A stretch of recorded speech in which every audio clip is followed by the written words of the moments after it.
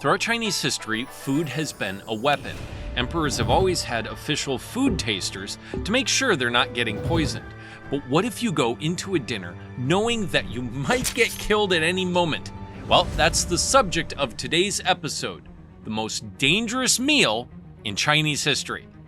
But before we begin, if you like what we're doing, please remember to like and subscribe to our channel. It helps us publish even more stories about deadly, dastardly dinners. Our story begins in the Qin Dynasty. Now, the Qin Dynasty was the first dynasty to unite China, and the Qin Dynasty leader was the first to call himself emperor. The Qin Dynasty started the Great Wall of China, built the terracotta warriors, and did a bunch of other stuff. But they made enemies of the people really fast. You see, whenever they built roads or buildings or walls like the Great Wall, they conscripted the population into forced labor. 700,000 people were forced to build the tomb of the first Qin emperor. So after only 20 years of the Qin Dynasty, people got really sick of it and started to fight back. Rebellions broke out all over the country, and it looked like the Qin Dynasty was over. So, the question, who will take over? Well, one leader looked like he might win out, and his name was King Huai II. And he's got two great generals, Xiang, who is brash and confident, and Liu Bang, who's a more cautious leader. Both of them have their own armies. The king tells them, whoever can take over the Qin capital first can be the next ruler of China. Xiang has a much bigger army, but somehow Liu Bang gets to the capital first. He takes it over and deposes the emperor, but leaves the populace unharmed. Technically, he should be the king or emperor, but he only has 100,000 troops, while Xiang has 400,000 and is rushing to take over the capital. At this point, there's only one game that Liu Bang can win: play dead. He lets Xiang army in without a fuss and instantly submits to him, letting Xiang be the king. At this point, one of Liu Bang's advisors decides to defect to Xiang side. In order to win over his new boss, this defector brings along a bit of fake news. Liu Bang's plan all along was to make himself king. And also, Liu Bang stole all of the wealth from the Qin capital and kept it for himself. Now, Xiang believes all of this and plans to kill Liu Bang, obviously. But the two generals have a mutual connection. A man named Xiang, who is Xiang uncle. Xiang hears about Xiang plans and runs over to Liu Bang's camp to warn his friends there. Liu Bang invites Xiang into his tent and gives him the charm offensive, convincing Xiang without a doubt that he has no intention to be king. Xiang goes back to Xiang and tells him that Liu Bang is no threat to him, and the two generals decide to have a feast to thaw out their relationship. But there's a problem. Xiang top advisor, a man named Fan Zeng, doesn't believe a word of what Liu Bang says. He sees Liu Bang as a deadly threat, and he sees this feast as maybe the only time where Liu Bang will be vulnerable to attack. Fan Zeng is not going to let Liu Bang survive this feast. So Xiang hosts the feast at a place called Swan Goose Gate, or Hongmen. Both generals arrive with large armed retinues, but since Xiang is hosting the feast, Liu Bang has to go in with just a few armed guards. Xiang sets the seating arrangements.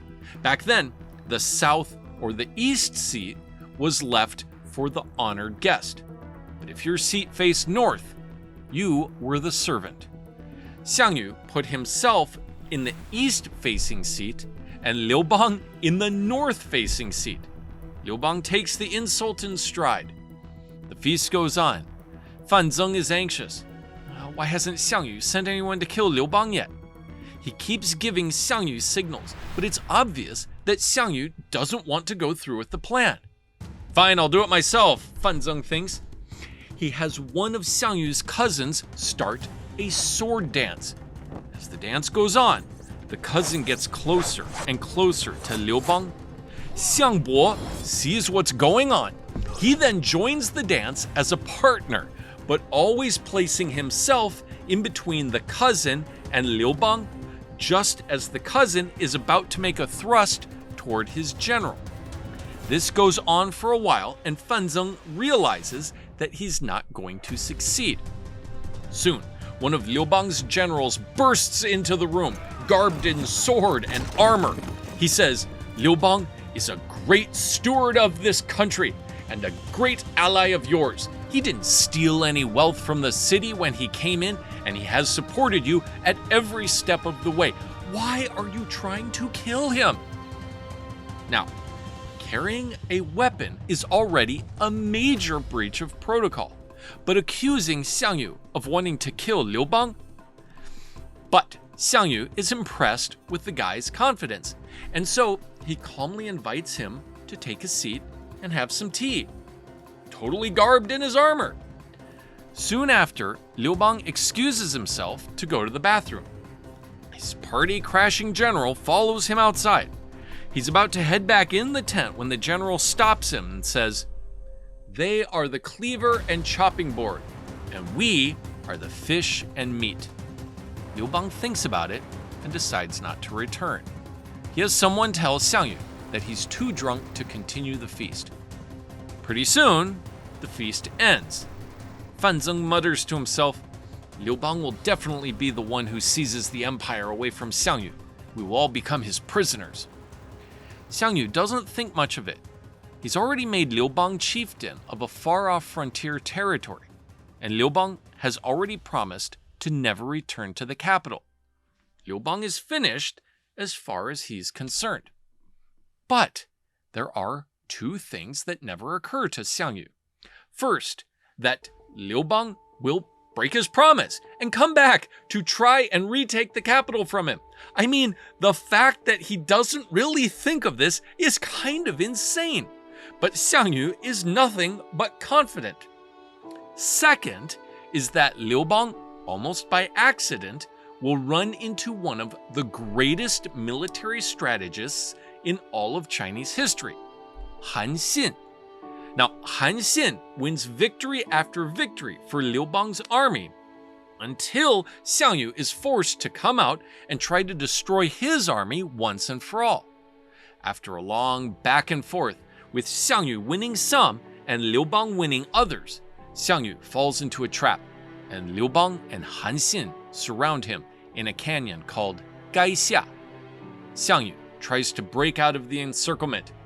He finally does, but with only 28 men remaining. They make it to a riverbank before Liu Bang's forces catches up to them. Xiang Yu's forces make a valiant last stand, killing hundreds of Liu Bang's soldiers before they are killed one by one, and Xiang Yu kills himself before Liu Bang can get to him. Fanzeng was right. Liu Bang was his ruin, and Xiang Yu should have never let him leave the capital. So, the moral of the story is, if you invite a rival to dinner, you had better kill him before he takes your job. Something like that. So in Chinese, if your boss invites you to a lunch to talk about your work project, but you know he's actually going to fire you, you call it a Hongmen or feast at Swan Goose Gate, which to Chinese people nowadays means a setup or a trap. Hopefully you won't have to use this line though.